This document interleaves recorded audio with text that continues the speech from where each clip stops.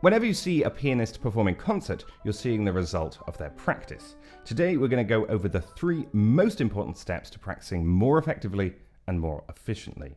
We'll cover the 3 steps and also a bonus tip at the end. I would usually recommend starting from the beginning and learning your whole piece hand separately to begin with.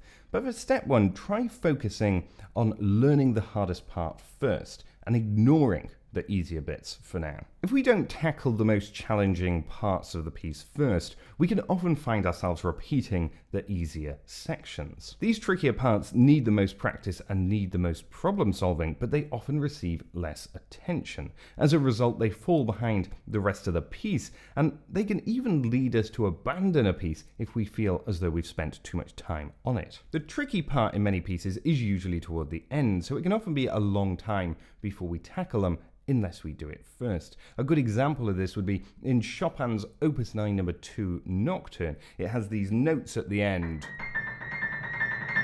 that require lots of clarity and evenness.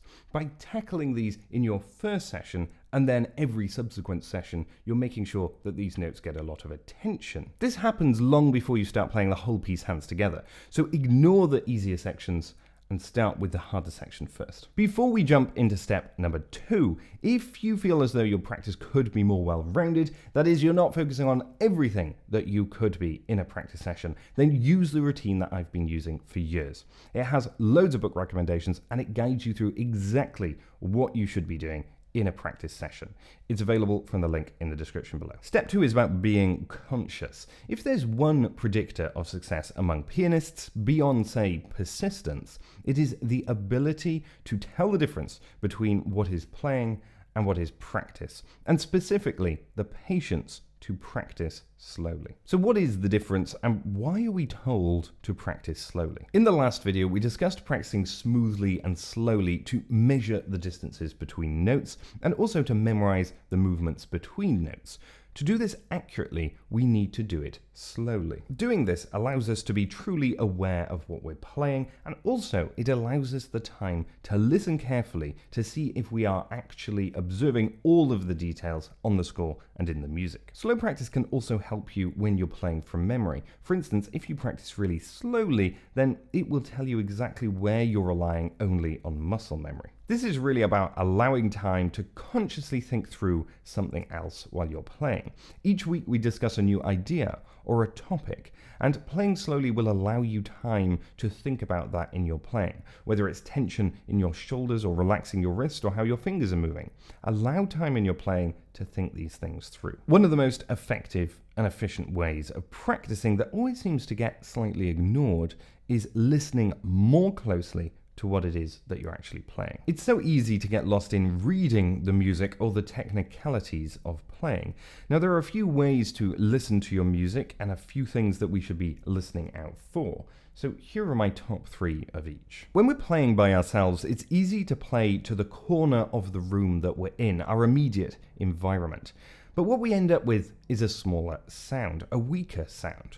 What I recommend doing with tone and projection is to project your sound to the very back corner of the room that you're in. Not only will this create a louder sound, but it will create a fuller tone. We're going to be covering tone and projection more in a future video. Space is the next element of our music that often gets left out. And what I mean by this is the space between notes that leaves a listener waiting or wondering what's going to happen next. It is the tension and resolution in our music. Try to practice as though you're playing to somebody else and think about what they're hearing in your music. This will help to really focus in on the listening aspect of your playing, aside from just reading your music and the technicalities. The last thing that we can actively practice is listening to see if we're playing all of the details on the score and in the music. One of the best tools that you can use to do this is recording, and this can be as simple as recording on your phone. This is really easy to do, and a recording will tell you very honestly what you are doing and what you aren't doing. You can take this a step further by writing a checklist of all the things that you need to do in your playing, for instance, dynamics and articulation, and then evaluating how you did on the recording. You'll hear your playing in a different way on a recording to how you do in real time, a little bit like how your voice sounds different on a recording. Your playing will also sound different on a recording. You'll be able to hear it in more detail. You'll be able to focus more on it.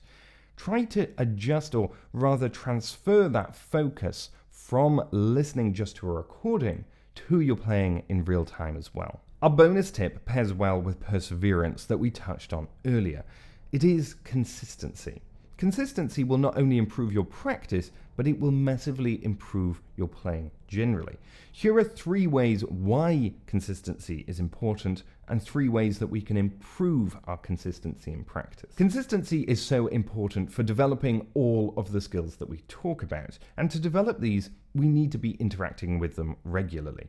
Practicing 25 minutes 6 days a week is far better than practicing for 2 hours on the weekend. This leads us on to the second point why consistency is so important. If we want to remember what we learned and problem solved, then we need to recap it consistently. This goes for the music that you learn as well. The third reason is that being consistent helps us to build the right habits around the skills and the practice that we need to stick to the program. Here are 3 simple ways to improve your consistency that I found have helped with my playing. And the first one is just about practicing at the same time and in the same place every day. This really takes out the uncertainty in your playing, especially if you write it into your calendar. You'll know exactly what you're going to do. The second is having a practice plan, knowing what you're going to practice when you sit down at the piano. Not knowing what you're going to practice can be a barrier to actually starting the practice, and using something like the 60-minute routine we talked about earlier can be really helpful for this. Number 3 is about pairing the activity with something else you enjoy. So for instance, for me, it's a cup of coffee. Whenever I sit down to practice, I also have a cup of coffee, and it makes it just that little bit more enjoyable. One of the skills that we discussed earlier is practicing smoothly and slowly. We talk about this further and question whether looking at our hands is hurting our progress in the next video. Don't forget to subscribe, and I'll catch you in the next one.